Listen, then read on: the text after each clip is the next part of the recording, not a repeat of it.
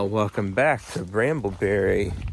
I have got a new experiment that I'm starting today, as if I needed another project. So if you want to stick around and see what that is, keep watching.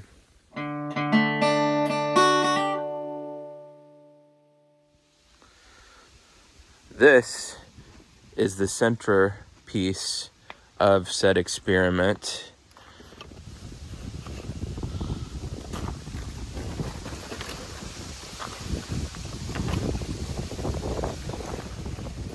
Happens to be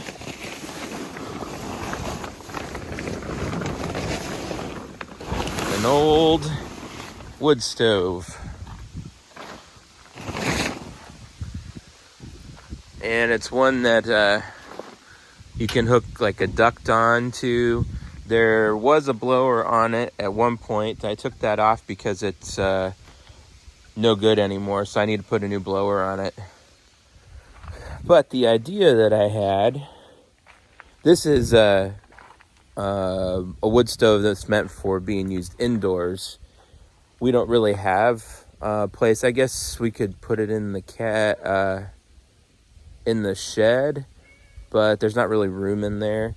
So I want to convert this into an outdoor stove that we can use to pump heat to the trailer, as in our travel trailer, possibly the solar shed, and even possibly the laundry shed. I don't know how well this is going to work. I do know that I'm going to have to build some sort of a structure to house it because it's not meant to be out in the elements. This is probably not going to happen all at once, so I'll have to give you updates as it progresses and as I have time to work on it. Right now, I'm thinking about building said structure right here in between these trees, so that it'll be kind of centrally located to the shed, the solar shed, and the camper. And for a time there, I thought I was going to try and pipe warm air directly into the camper through a window because I don't want to cut a hole in the side of this. But I had a good brainstorming session with our good friend Mr. Darrell at church this past weekend, and he had an idea of, well, why don't you just pipe the warm air under the camper into the spot that, or the void under there where I have the insulation board up around, and then it would help keep pipes from freezing when it's super cold out, and it would also warm up the floor, which would mean potentially that we wouldn't have to run our propane heater quite as much.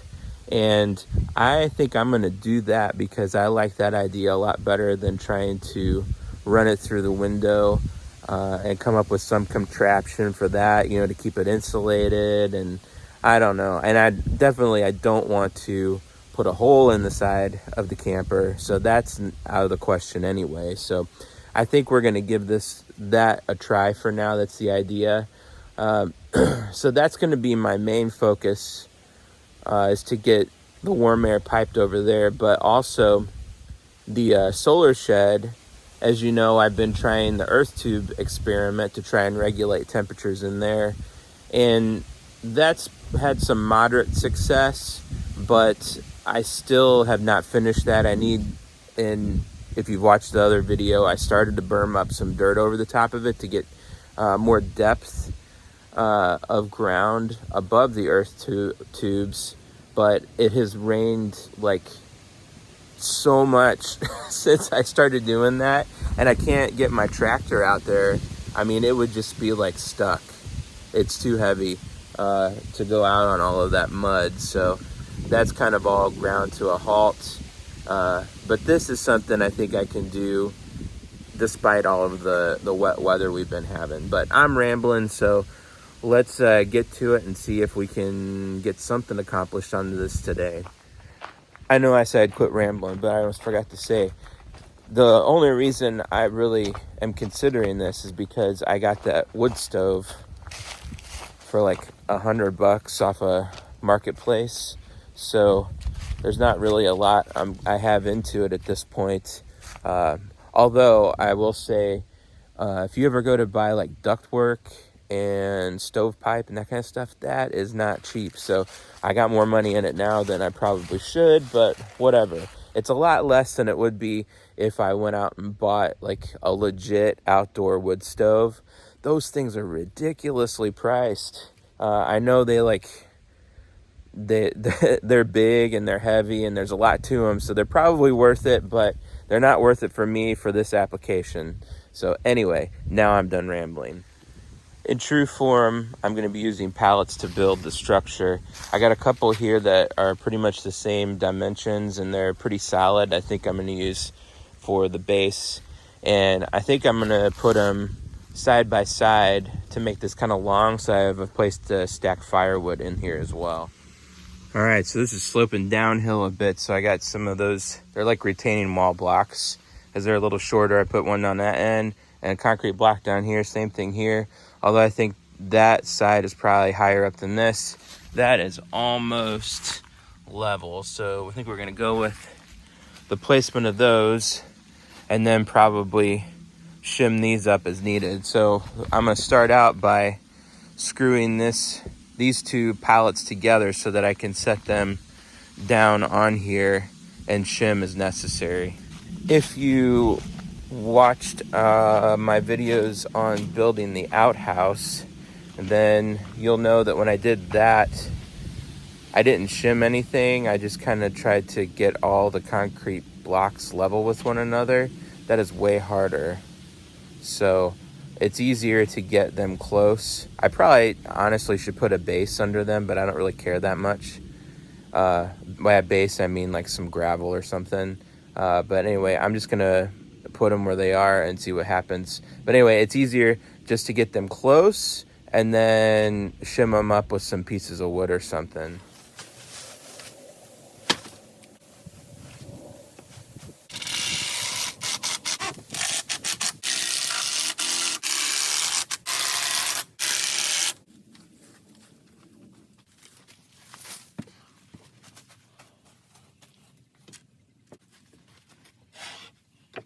As you can see there, my guesstimations on the dimensions of the two pallets together was a little off. So I need to move these a little further apart because I don't want the pallets resting on this part.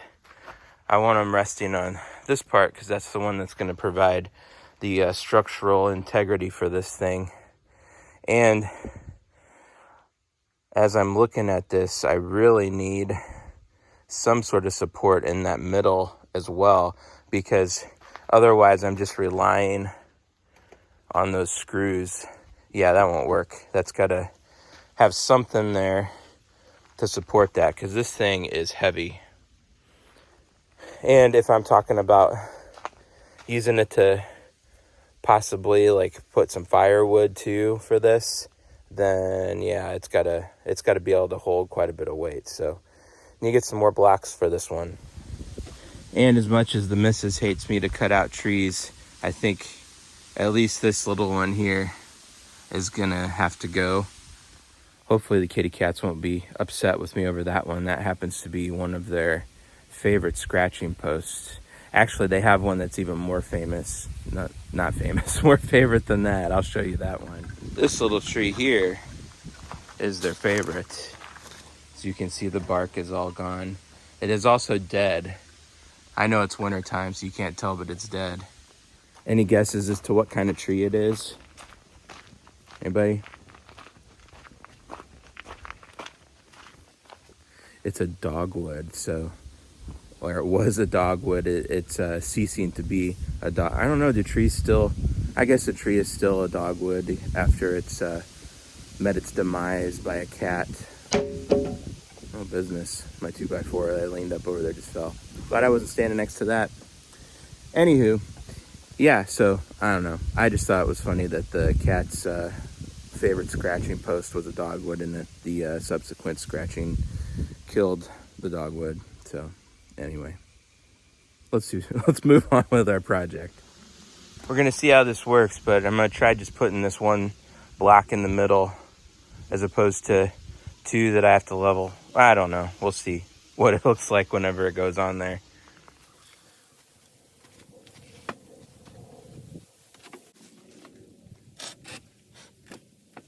Actually, I think I'm gonna use two blocks in the middle there just because it's gonna be easier to shim if I have another one of those. We got all these random concrete blocks laying around from various projects, and you know, sometimes you see a deal on that kind of stuff. Well, maybe you don't. I do. I see a deal and I buy them just so that I have them when I need them for instances like this. Yeah, I don't know where it is, so it's not imperative that it's the same type of block. I'll just use another one of those retaining wall blocks and be done with it. Right, there's all the blocks under it. I haven't checked level yet, but it seems like we're probably pretty close. That back one especially there, like just walking around it, it's not flexing a lot. This front one here, whenever I push down on it, it flexes a little bit. So I need to probably put a shim under that, but we'll put the level on it here and see how it's looking. And of course, it doesn't have to be perfect, but you know, closer I can get it now, the better it's gonna be in the long run. Yeah, so before I moved these end ones apart, they were pretty close, and now it's the differences to that. So I probably didn't have to dig that out as flat as I could, but I can't really bring those up. Here I go. I said I was gonna shim. Here I am.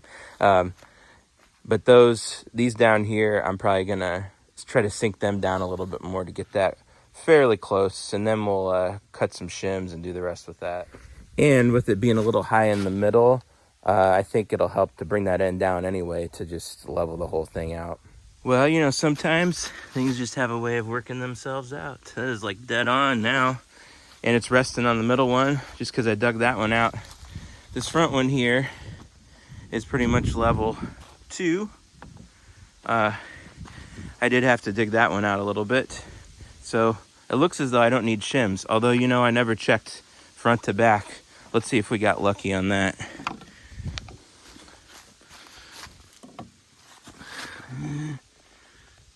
Oh, yeah. The back is a little... Let's check this side. Oh, this side's right on.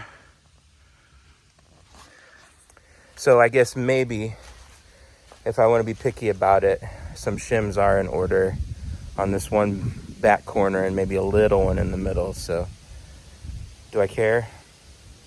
I guess I do. I guess I'll make some shims.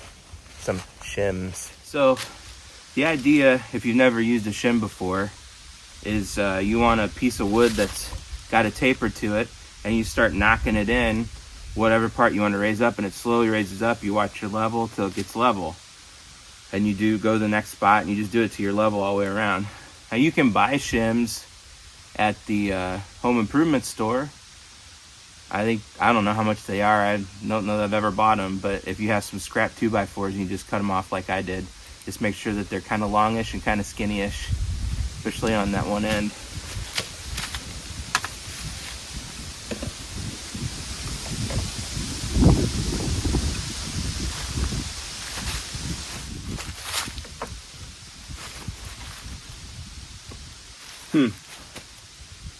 I went to all that trouble. I don't know what I was looking at earlier. But that's actually, well, no, that isn't. Ah. So these pallets, the wood on them is a little off as far as the thickness. So I had it over here on these, which is showing not level, but when I go from that to that, it is level. So if I really want to see how level it is, I might put a 2x4 or something across the whole thing, or I can just be okay with it. Let's go with that. I'm just gonna be okay with. Didn't need these anyway.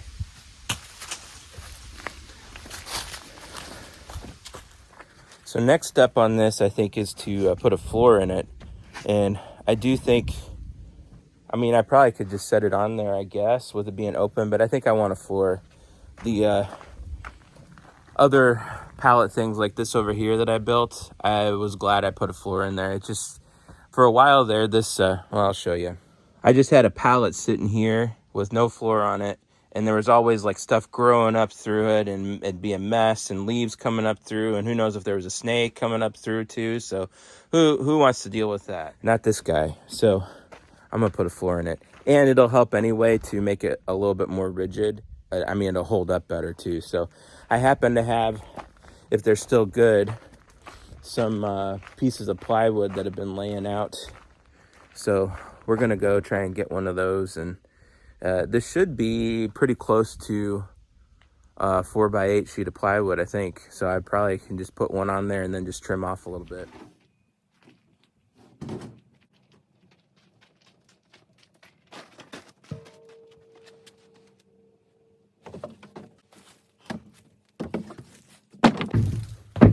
It is certainly a pretty wonky piece of plywood, but I think we can get put a bunch of nails in it, maybe even a screw here and there just to pull it down, straighten it out. It's definitely big enough. I just looked at the radar and it looks like we got some rain afoot, so we'll see how long this takes. It's kind of getting dark back that way, which it shouldn't be this time of day because the sun's that way. So hopefully we at least get the floor down and get the wood stove, maybe set the wood stove up on here, although that might be in my way when I'm trying to build. I don't know, but at least I could get the floor attached.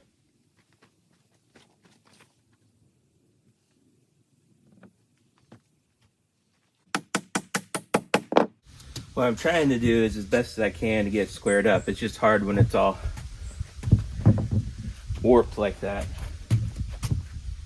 So I'll start working my way to try to work out the knots and or whatever you call them, the warps. And then I'll go around and cut off the excess.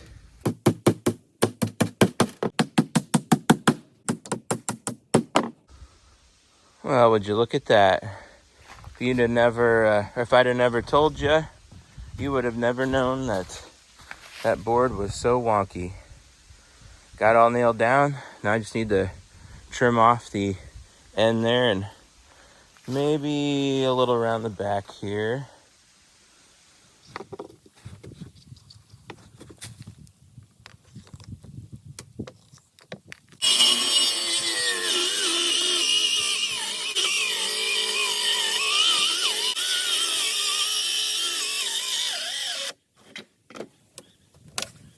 That little saw was hating life on that cut. I need to get a bigger one of those. That one there just didn't have much power. Or maybe the blade's just dull. That could be it. I don't think I've changed the blade on that since I bought it. Maybe I should do that. I don't know that I'm gonna trim the rest of this. Sorry, it's dark out. I do have a light over there. So that's better, right? I don't think I'm gonna trim the rest of this. It's just hanging over a tiny bit, and I don't really care. I don't think. Why should I care? So the next thing would be do I want to get some walls up on this? I don't know. It's getting late, and it's looking more rainy, and I still have to put things up and get this wood stove covered back up so it doesn't get more rusty than it already is. So maybe I'll leave it there. We got the floor done at least. Maybe next time we'll get the walls up and a roof on. If you watch this long, I thank you for watching, and I hope you have a blessed day.